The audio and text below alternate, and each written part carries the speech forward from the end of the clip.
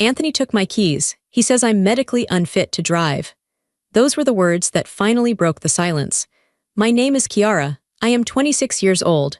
On a Tuesday afternoon, I was walking along the dirty shoulder of Route 9.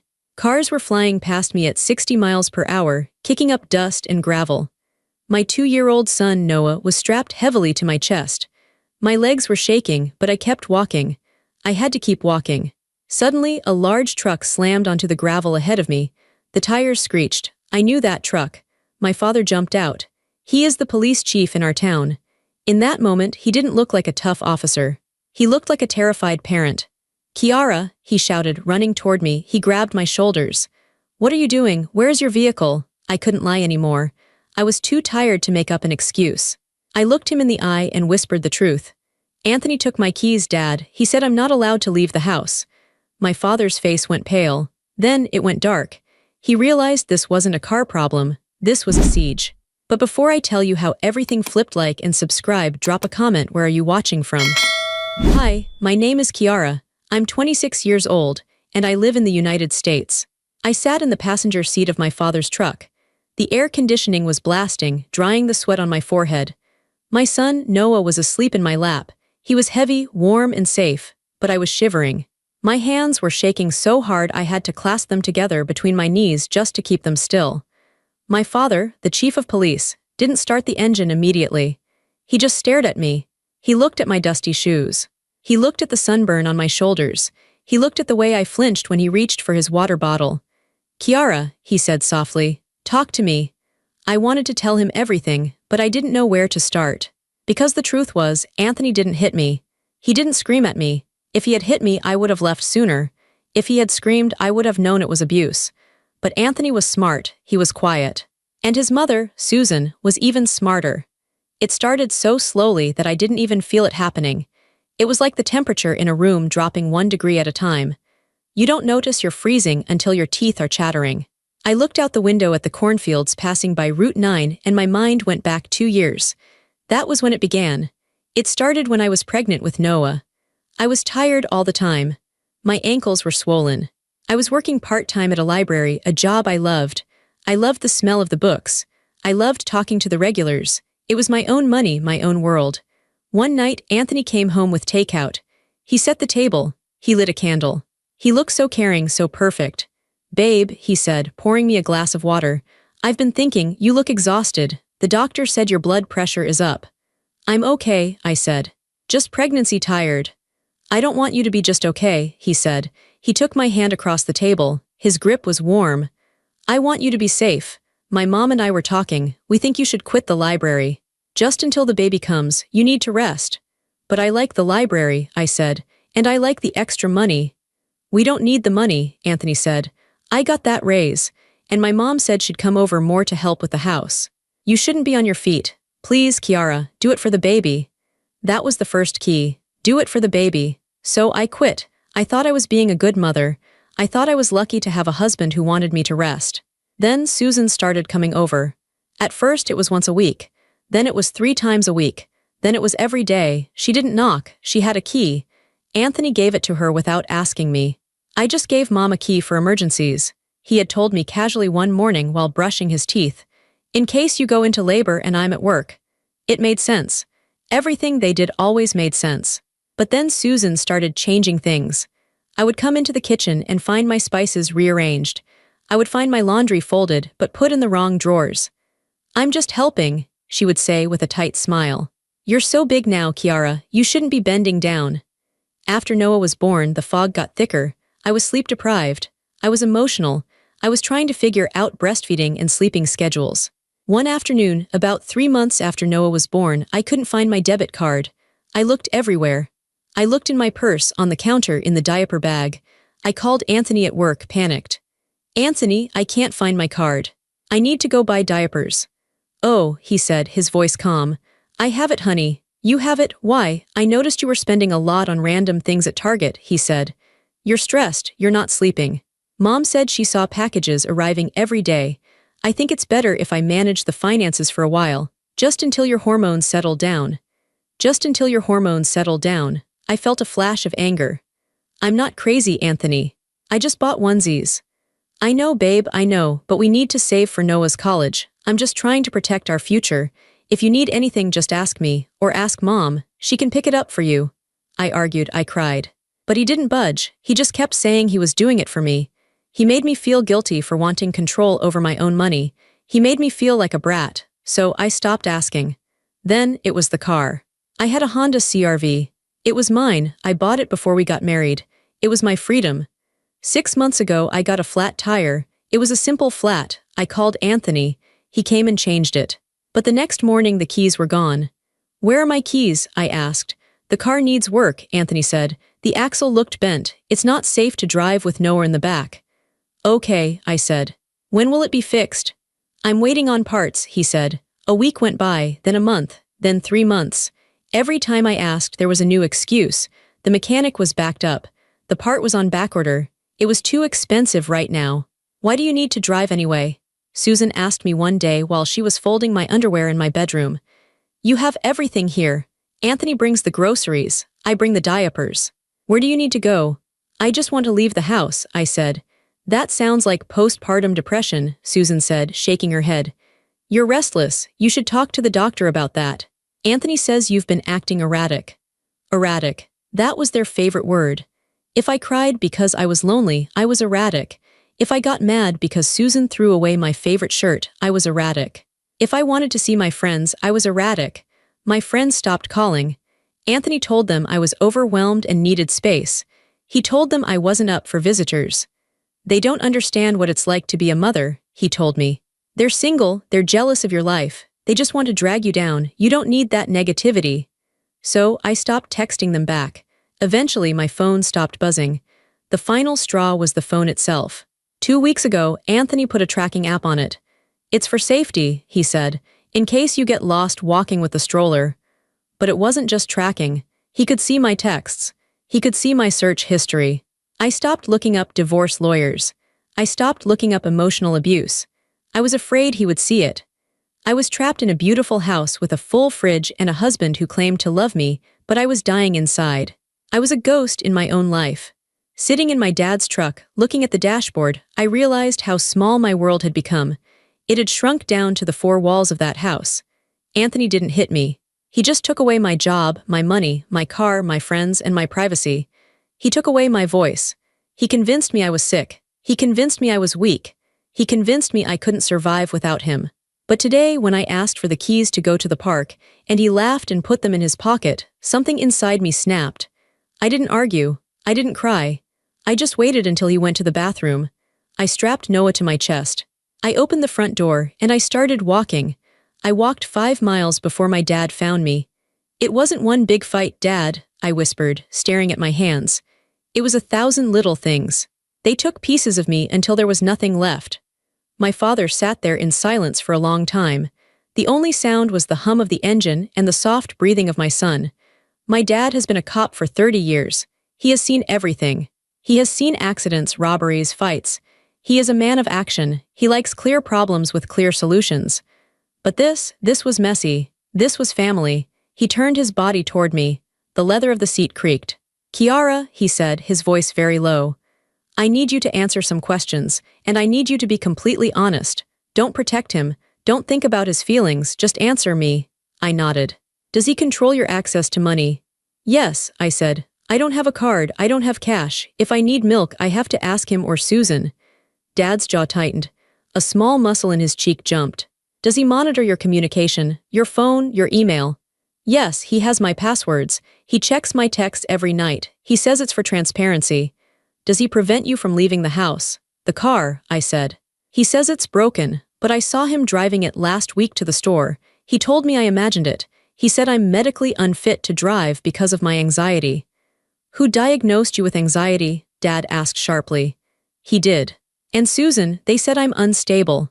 Dad hit the steering wheel. It was a sharp, hard smack. Noah stirred in my lap but didn't wake up. Unstable, Dad repeated. He looked out the windshield, his eyes narrowing.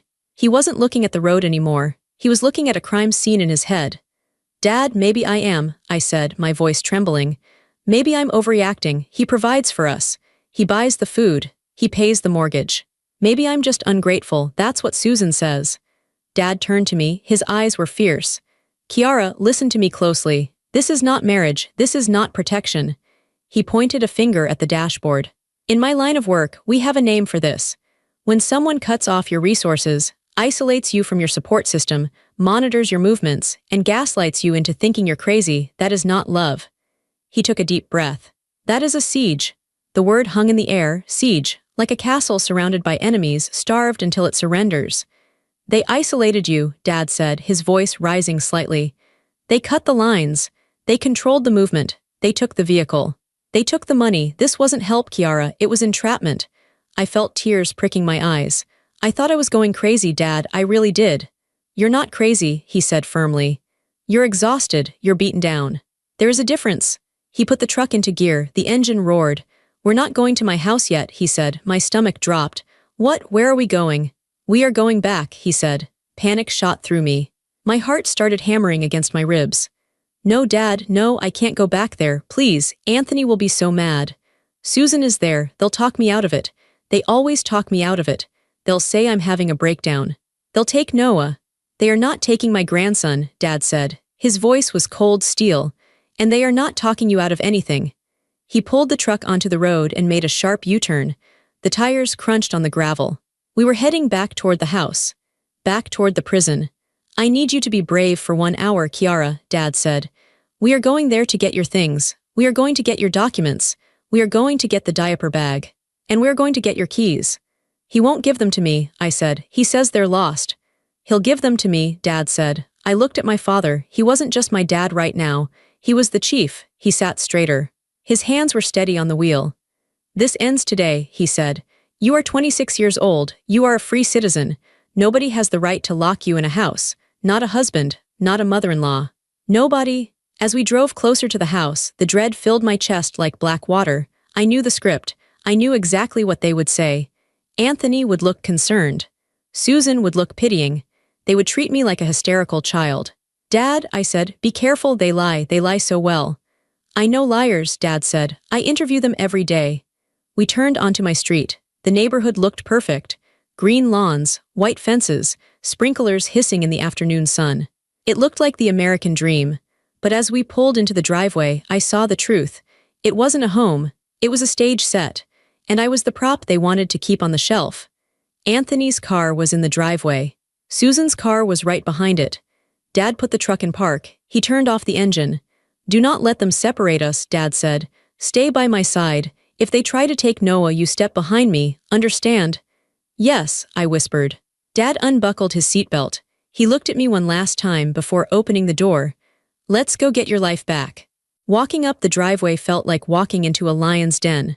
My legs felt heavy, like I was wading through mud. I clutched Noah so tight he grunted in his sleep. Dad walked slightly ahead of me. He didn't walk like a guest.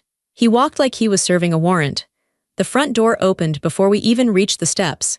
Anthony was standing there. He was wearing a polo shirt and khaki shorts. He looked handsome. He looked calm. He looked annoyed, but in a patient way, like a parent dealing with a toddler. Susan was behind him. She was holding a glass of white wine.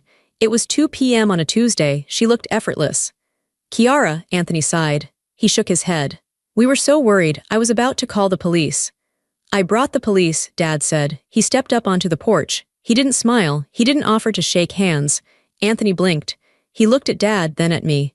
Chief, Anthony said, using my dad's title but with a hint of sarcasm. I'm sorry you had to be dragged into this. Kiara is having a day. She stormed out. It's the hormones again. We're trying to get her back on her medication. I'm not on medication, I said from behind Dad. My voice was small, but I said it.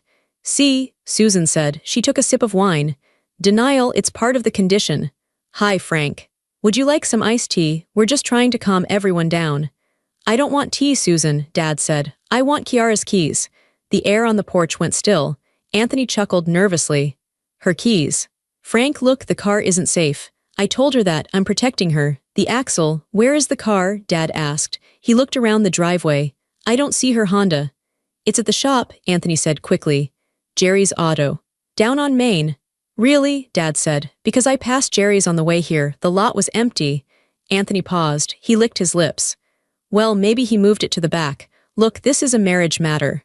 We appreciate your concern, but Kiara is my wife. I know what's best for her. She's an adult, Dad said. She wants to leave. She needs her keys to leave. If the car is at the shop, give her the receipt. Give her the claim ticket. Give her the house keys so she can come and go. She can't handle the responsibility right now, Susan chimed in. Her voice was syrupy sweet. Frank, look at her. She's dirty. She's sweaty. She walked on the highway with a baby. Does that look like a sane person to you? We took the keys for her own safety. Just like we manage the bills, she gets confused. I'm not confused, I yelled. It surprised me. It surprised them. I walked on the highway because I had no choice, I said, my voice shaking. You trapped me here. You tracked my phone. You took my money. Anthony stepped forward, reaching for my arm. Kiara, stop yelling. You're scaring Noah. Give me the baby. You're hysterical. Dad's arm shot out. It was a fast, hard barrier between Anthony and me. Don't touch her, Dad said. His voice dropped an octave. It was the voice he used when a suspect was about to run. This is my house, Anthony said, his face reddening. And that is my son. You can't just come here and dictate things. Actually, I can, Dad said. Because what I'm hearing isn't a marriage dispute. What I'm hearing is coercive control. I'm hearing unlawful restraint. That's ridiculous, Susan laughed. We're family. Where are her keys? Dad asked again. He spaced the words out. Where are her keys? Anthony crossed his arms. He leaned back against the doorframe. He thought he still had the power. He thought because he was the husband, he was the law in this house. I don't know where they are, Anthony lied. She probably lost them. She loses everything. Check your pockets, Dad said. Excuse me, check your pockets, Anthony. I will not, Anthony spat. This is harassment. Kiara, Dad said, not taking his eyes off Anthony. Go inside. Pack a bag, pack for a week. Clothes for you, clothes for Noah. Get your documents, birth certificates, social security cards, passport. I don't know where they are, I said. Susan keeps them in the safe. Dad looked at Susan. Open the safe, he said. I forgot the combination, Susan said, looking at her nails. Dad pulled out his phone. Okay, he said calmly. Then I'll call a unit. We can do this as a civil standby. I'll have 2 officers here in 10 minutes to supervise her retrieving her property. And if you refuse to hand over her identification documents, that's theft. We can file a report right here on the porch. Your neighbors will love the flashing lights. Susan's smile faltered. She cared about appearances more than anything. The idea of police cars in her driveway, in front of the homeowners association president next door, terrified her. Fine, she hissed. You're being so dramatic, Frank. She turned and walked into the house. Go with her, Kiara, Dad said. Get your things, I'll stay here with Anthony. I stepped past Anthony. He glared at me. His eyes were full of hate. It was the first time he let the mask slip completely. He looked at me like I was a rebellious servant, not a wife. You'll regret this, he whispered as I passed him. You'll be back. You can't survive out there. I didn't answer. I walked into the house. It smelled like lavender and bleach. It smelled like the place where I had slowly disappeared. I went to the bedroom. I grabbed a duffel bag. I threw in Noah's diapers, his wipes, his favorite bear. I threw in jeans for me, t-shirts, underwear. I didn't fold anything. I just shoved it in. I went to the study. Susan was unlocking the safe. She threw my passport and Noah's birth certificate onto the desk. Ungrateful, she muttered. We did everything for you. We gave you a beautiful life, and you throw it away because you're selfish. I grabbed the papers. My hands were shaking, but I held them tight. I didn't want a beautiful life, I said to her back. I wanted my life. I ran back to the front door. Dad was still standing there, a wall between Anthony and the world. I got them, I said. Good, Dad said. Let's go. But Anthony moved. He stepped in front of the stairs. He blocked the path to the truck. Kiara can leave, he said. His voice was shaking with rage now. If she wants to ruin her life, fine, but she is not taking my son. The air grew heavy. The birds stopped singing. It felt like the world had frozen. He is my son, Anthony said. I am his father. I do not consent to him leaving this property. He looked at me. Put him down, Kiara. Give him to my mother. You can go play victim at your dad's house, but Noah stays here where he's safe. I held Noah tighter. He was waking up now, lifting his head, looking around with sleepy eyes. No, I said. Give him to me. Anthony stepped forward, his hand reaching out. Dad moved faster than I thought a man of his age could move. He stepped right into Anthony's space. He didn't touch him, but he was close enough that Anthony had to step back. Back off, Dad said. It wasn't a request. This is kidnapping. Susan shrieked from the doorway. She had her phone out. I'm recording this. You're kidnapping my grandson. Frank, you can't do this. Anthony pointed a finger at Dad's chest.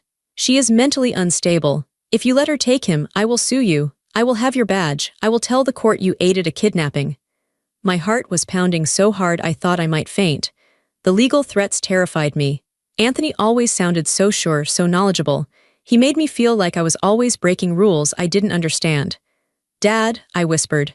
Can I take him? Is it legal? Dad didn't look at me. He kept his eyes locked on Anthony. Are you divorced, Anthony? Dad asked. What? No. Is there a custody order signed by a judge? No, but is there a court mandate restricting her access to the child? She's unfit. That's not what I asked, Dad barked. Is there a signed court order? No, Anthony yelled. Then both parents have equal rights, Dad said calmly. She has just as much right to take him as you have to keep him. It is not kidnapping for a mother to take her child out of a dangerous environment. Dangerous? Anthony laughed. Look at this house, it's perfect. She's the danger. Dad lowered his voice. It became deadly quiet. Let's talk about danger, Anthony. Let's talk about the law. Dad held up one finger. Withholding her keys to prevent her from leaving, that is unlawful restraint. In this state, it's a Class A misdemeanor. He held up a second finger. Blocking her movement, preventing her from walking out that gate, that is false imprisonment. He held up a third finger. You lied to a police officer about the location of her vehicle. You said it was at a shop that I know is empty. Obstruction of justice. He took a step closer to Anthony. And if you put one hand on her to try and physically take that child from her arms, I will arrest you for domestic assault right here on your own front lawn. And I will make sure you spend the night in a cell with men who don't like men who bully women. Anthony's face went white. His confidence cracked. He looked at Susan, but she had lowered her phone. She looked scared. They were bullies. And bullies only understand strength. They thought they could use words and rules to trap me. They didn't realize that my father knew the rules better than they did. You're bluffing, Anthony whispered, but his voice was weak. Try me, Dad said. Touch her, see what happens. Anthony looked at his hands. He looked at me. For a second I saw him calculate. He realized he had lost control. The game was over. He stepped aside. It wasn't a big movement, just one step to the left. But it was a surrender. Fine, Anthony spat. Go leave, but this isn't over. I'll get a lawyer. I'll take everything. You'll be begging on the street, Kiara. You'll be back crawling to me in a week. Don't listen, Dad said to me. Walk. Now, I hurried down the steps. I walked past Anthony. I could smell his cologne. It used to smell like safety. Now it smelled like a trap. I walked to the truck. I opened the door and put Noah in his car seat. My hands were shaking so badly it took me 3 tries to click the buckle. Mama, Noah said. It's okay, baby, I said. We're going for a ride. I climbed into the passenger seat and locked the door. Dad backed down the driveway. He didn't look at Anthony. He didn't look at Susan. He just drove. As we pulled away, I looked in the side mirror. Anthony was standing in the driveway watching us. He looked small. He looked angry. But he was getting smaller and smaller as we drove away. Dad, I said, letting out a breath I felt like I had been holding for 2 years. Thank you. Dad reached over and squeezed my hand. We're not done yet, he said. Getting out is the first step. Staying out is the hard part, but you have proof now. Proof? I asked. I just have my clothes. Dad smiled a grim smile. No, you have something else. When you were packing, you grabbed the folder from the safe, right? Just the passports, I said. Check the side pocket of your bag, Dad said. I looked down. There was a thick blue folder sticking out of the duffel bag. I hadn't put it there. I saw it on the desk while Susan was yelling at you, Dad said. I swiped it. It looked like financial records, bank statements, loan documents. I opened the folder. My eyes widened. It wasn't just boring papers. It was everything. There were transfers from my savings account to Susan's account. There were credit card applications in my name that I never signed. There were emails printed out between Anthony and Susan discussing how to manage me. Email from Susan. Move the trust fund money before she notices. Tell her the bank made an error. Email from Anthony. I'll disable her car next week. She's asking too many questions. I gasped. Dad, look at this. I told you, Dad said, his eyes on the road. They weren't protecting you, they were robbing you. I felt a cold rage settle in my stomach. It replaced the fear. I wasn't just a victim anymore, I was a witness. And I held the evidence in my lap. I wasn't weak, I said to myself, reading the emails where they called me stupid and fragile. I was just trusting. You're safe now, Dad said, but I knew the fight was just starting. Anthony said he would get a lawyer. He said he would take everything. I looked at the folder. Let him try, I thought. Let him try. The drive to my father's house was the longest 20 minutes of my life. My hands were shaking so hard that they vibrated against my legs. Every time a car appeared in the rearview mirror, my breath hitched. I expected to see Anthony's silver sedan. I expected to see him swerving behind us, honking, demanding I pull over. But the road remained empty behind us. It was just me, my dad, and the hum of the tires on the asphalt. We pulled up to the house I grew up in. It was a small ranch-style house with peeling blue paint and a porch that leaned slightly to the left. It wasn't perfect. It wasn't a magazine cover like Anthony's house. But as soon as the engine cut off, I felt my lungs expand. It smelled like pine needles and old rain. It smelled like safety. We're here, Dad said. He didn't just hop out. He sat there for a moment, gripping the steering wheel, letting the adrenaline fade. You're okay, Kiara. You're home, I unbuckled Noah. He was wide awake now, kicking his little legs. Grandpa's house, he chirped. Yeah, buddy, I whispered, burying my face in his soft hair. Grandpa's house. We went inside. The house was exactly as I remembered it. The same brown carpet. The same recliner with the duct tape on the armrest. It was messy. There were newspapers on the table and coffee cups in the sink. In Anthony's house, a coffee cup in the sink was a crime. It was evidence of my laziness. Here it was just a cup. Sit, Dad ordered gently. He pointed to the kitchen table. I'm going to make you a sandwich. You look like you haven't eaten in a week. I'm not hungry, I said automatically. That was my reflex. Deny needs, be small, be low maintenance. I didn't ask if you were hungry, Dad said, opening the fridge. I said I'm making you a sandwich, turkey or ham. Turkey, I whispered. I sat at the wooden table. The blue folder, the one Dad had swiped from the safe, sat in the middle of the table like a bomb. I stared at it. For the last 2 years, I had convinced myself that I was the problem. I told myself I was forgetful. I told myself I was bad with money. I told myself I was too emotional to handle the adult responsibilities. Anthony had taken that burden from me, right? He was the hero carrying the weight of the bills and the decisions so I could just be a mother. But looking at that folder, a cold, hard feeling started to rise in my chest. I wasn't just a mother. I was a woman who used to manage a library budget. I was a woman who got straight A's in college. I was a woman who had lived on her own for 3 years before I met Anthony. I wasn't stupid. I had been made stupid. I reached out and opened the folder. Dad placed a plate in front of me, a turkey sandwich cut into triangles, just like he used to do when I was 10. He sat down opposite me with a glass of water. Eat, he said, and read. I took a bite of the sandwich. It tasted like ash in my mouth, but I swallowed it. Then I pulled out the first paper. It was a bank transfer receipt, dated 6 months ago. Transfer. $4,500. From Kiara's personal savings. To Susan Miller, I blinked. $4,500. That was the money I had saved from my library job. That was my emergency fund. I remembered that day. I had asked Anthony if we could buy a new crib for Noah because the old one was wobbly. He had sighed and said, Babe, money is really tight right now. We have to be careful. Maybe next month. Money was tight. He had just sent my entire savings to his mother. I flipped to the next page. It was an email printout. Anthony must have printed it for his records. He was meticulous like that. He kept files on everything.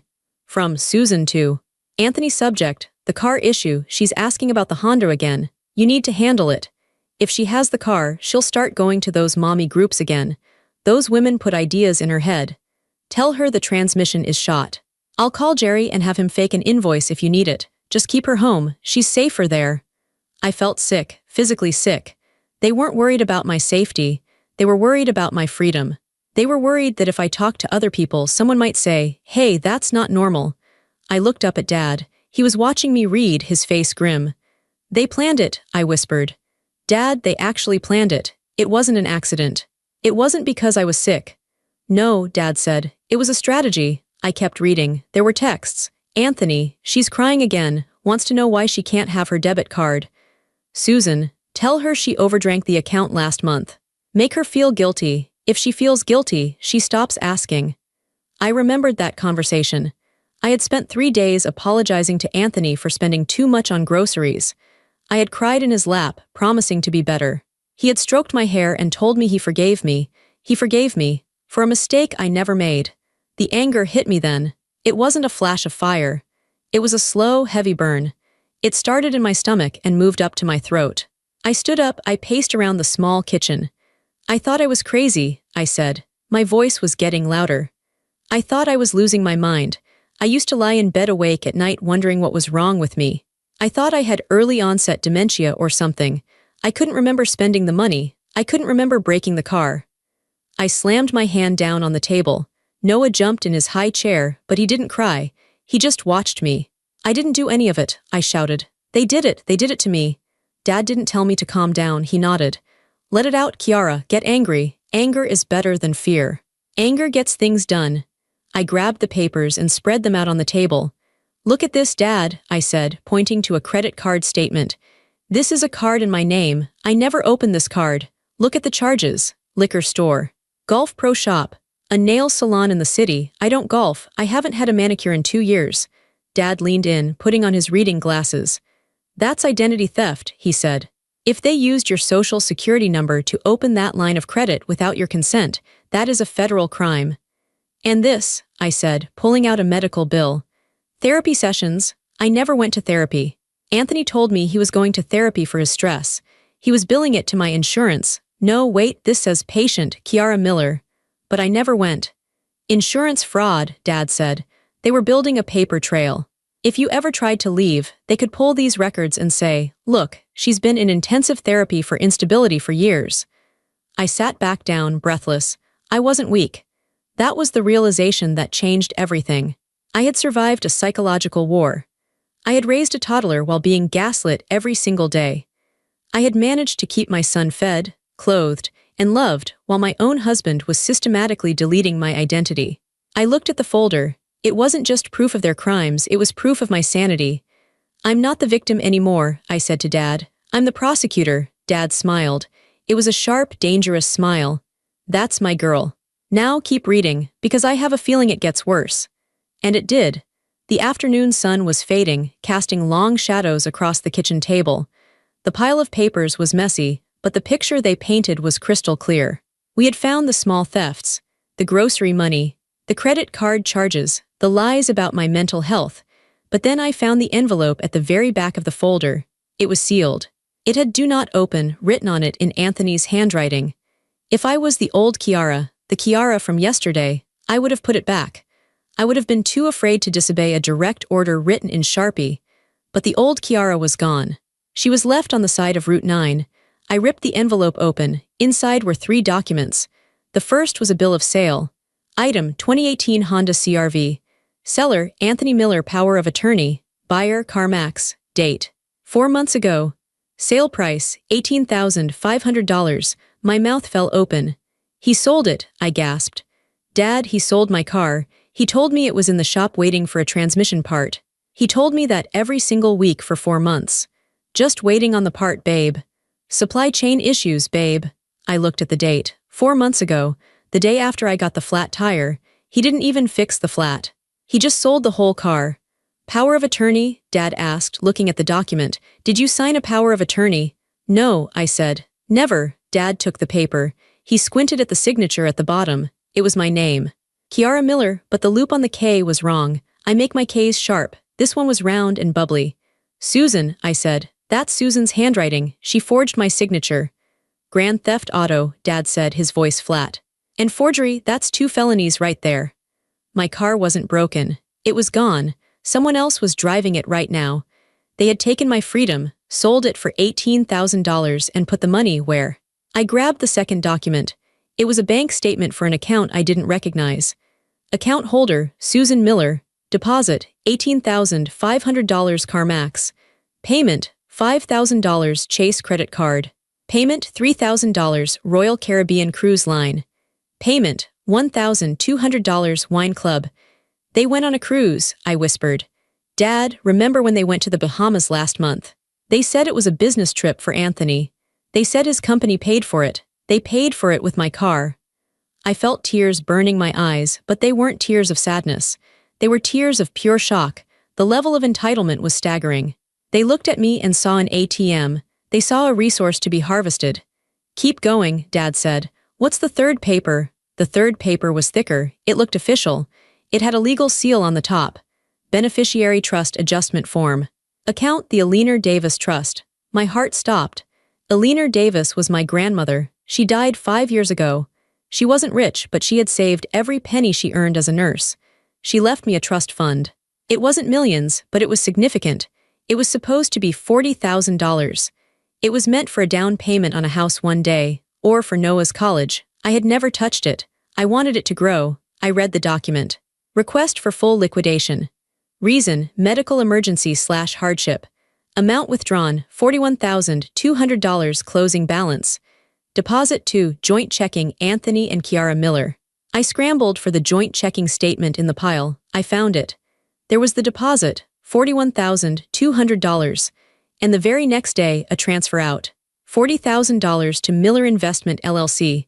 What is Miller Investment LLC? I asked Dad. I don't know, Dad said, but I can guess who owns it. He pulled out his phone and opened a browser. He typed in the Secretary of State's business search. Here it is, Dad said. Miller Investment LLC. Registered agent Anthony Miller, address his house. He stole Grandma's money, I said. My voice broke. That money was love.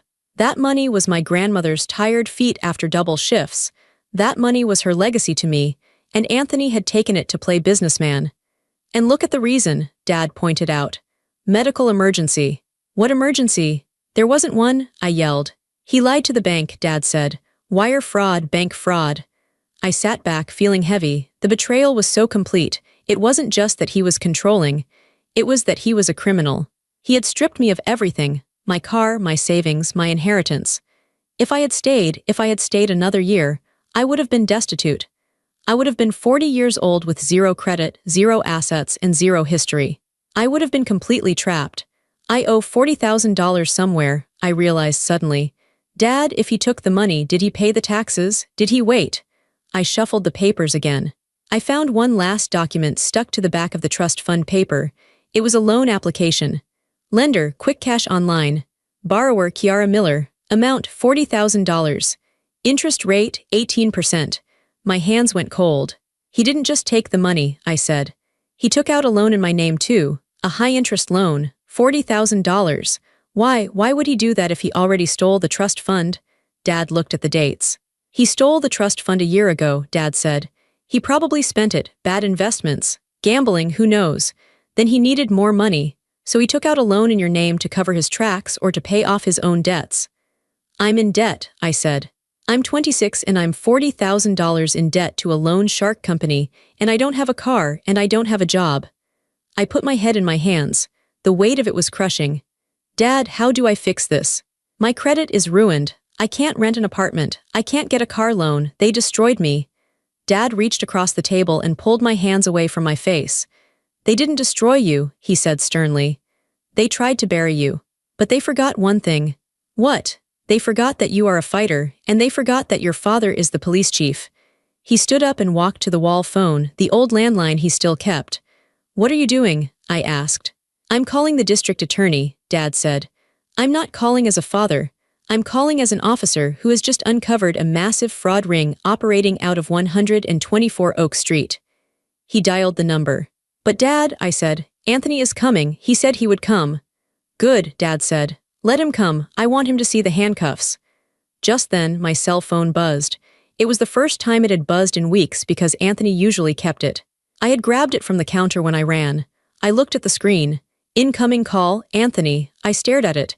The name used to make me smile, then it used to make me nervous. Now it just made me sick. Answer it, Dad said. Put it on speaker. I pressed the green button.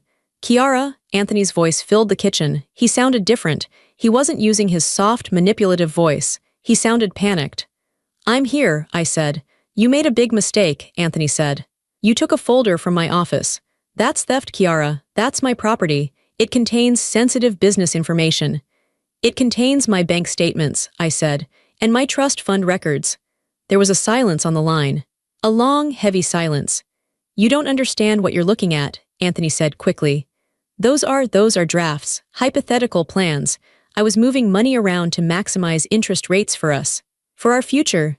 You sold my car to CarMax, I said. Is that a hypothetical plan because I'm pretty sure CarMax has the title?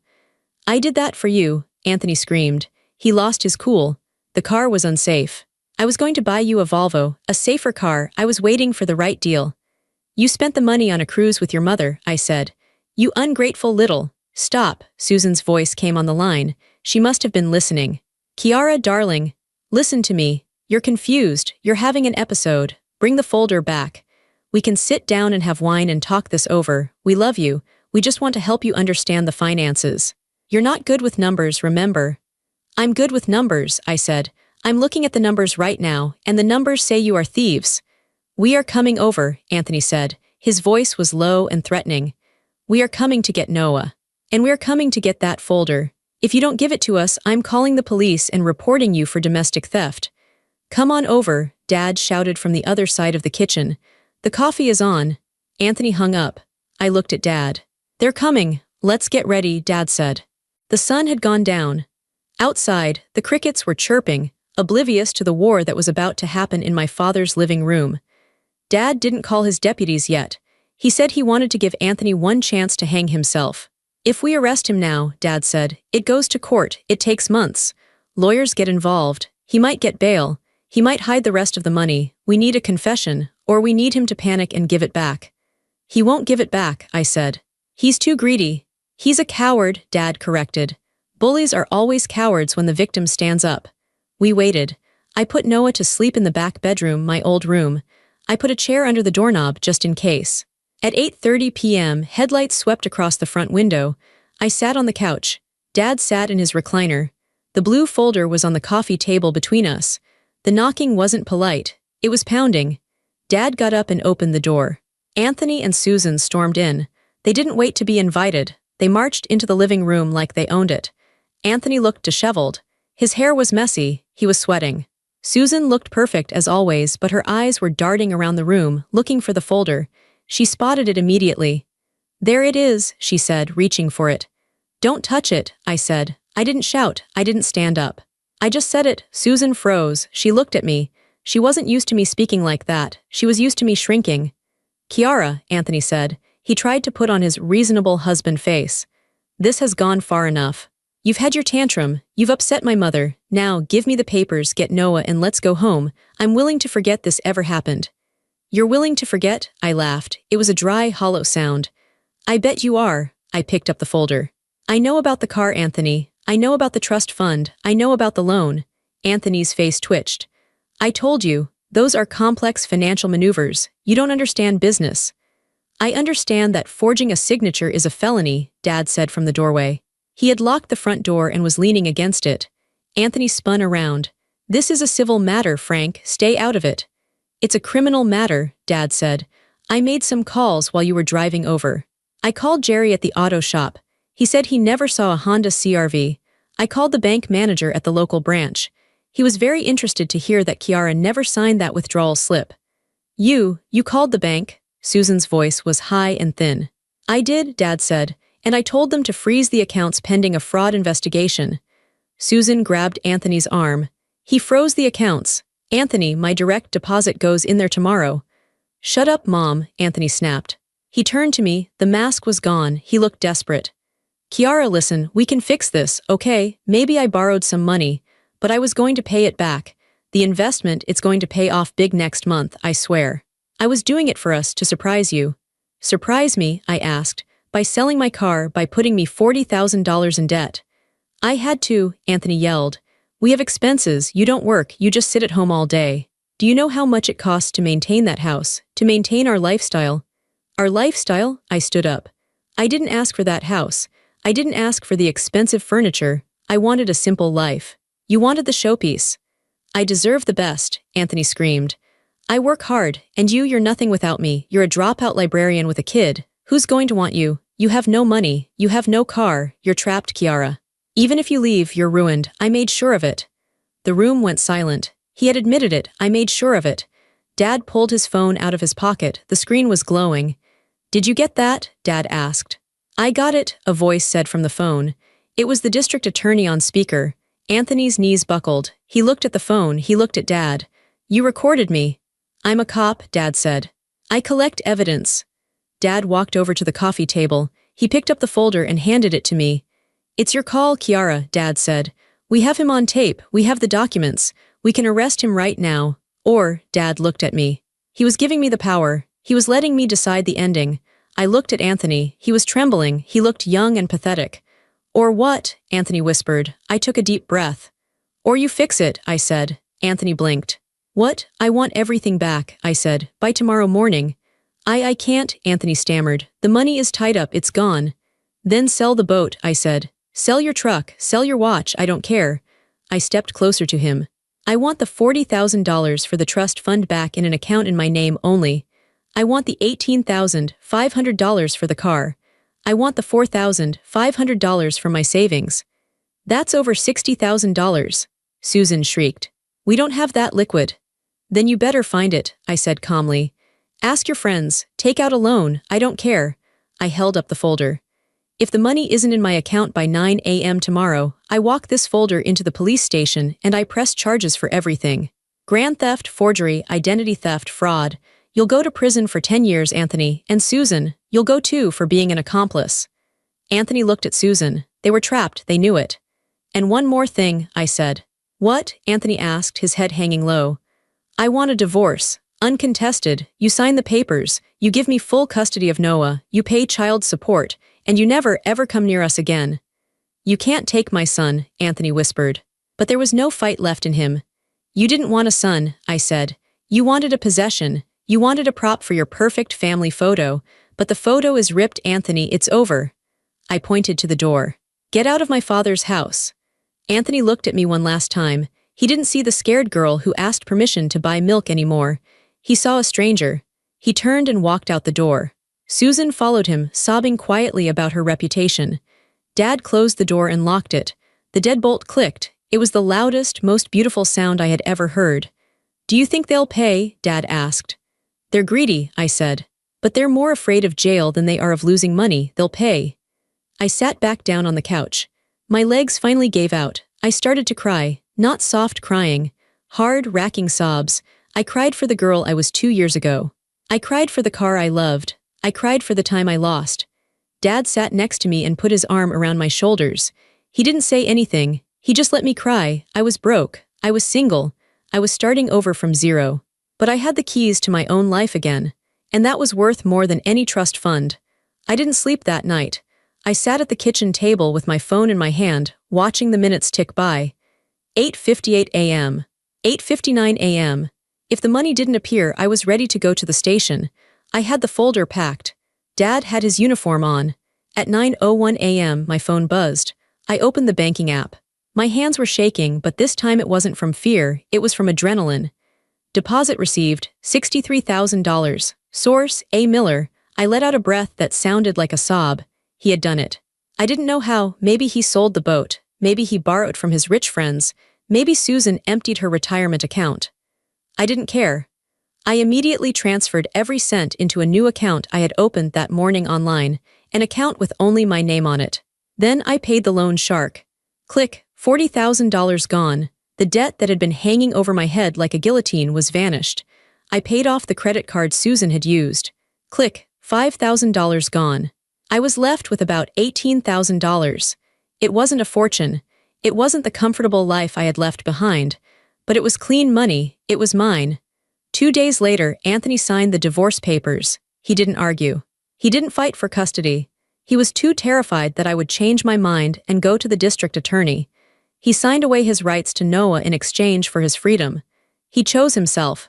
He always chose himself. A month later, I stood in the middle of a living room. It was tiny. The carpet was beige and a little worn. The window looked out onto a parking lot, not a manicured garden. It's small, the landlord said, scratching his chin. And the radiator clanks in the winter. I'll take it, I said. Don't you want to check the water pressure? Does the door lock? I asked. He nodded. Deadbolt and chain. Then I'll take it. Moving in was strange. I had no furniture. Dad gave me an old mattress. I bought a second-hand crib for Noah. We ate pizza on the floor for the first week. But the silence was different here. In Anthony's house, the silence was heavy. It was a silence where you were waiting to be criticized. Here, the silence was peaceful. It was just me and my son. I remember the first time I went grocery shopping alone. I walked into the store with my own debit card in my pocket. I bought milk, I bought bread, and then I saw a box of chocolate-covered almonds. Anthony hated almonds. He said they were a waste of money. I grabbed the box and threw it in the cart. When I got to the register, my heart started pounding. I had a flashback. I expected the card to be declined. I expected a text from Anthony asking what I was buying. I swiped the card. Approved. I walked out to the parking lot. I didn't have a car yet. I was saving for a used sedan, so I walked to the bus stop. It was raining. I was carrying 3 bags of groceries and a toddler. I was wet, tired, and waiting for a public bus. A woman next to me looked at me with pity. "Rough day?" she asked. I looked at her. Rainwater was dripping off my nose. My arms ached. "No," I smiled. "This is the best day of my life."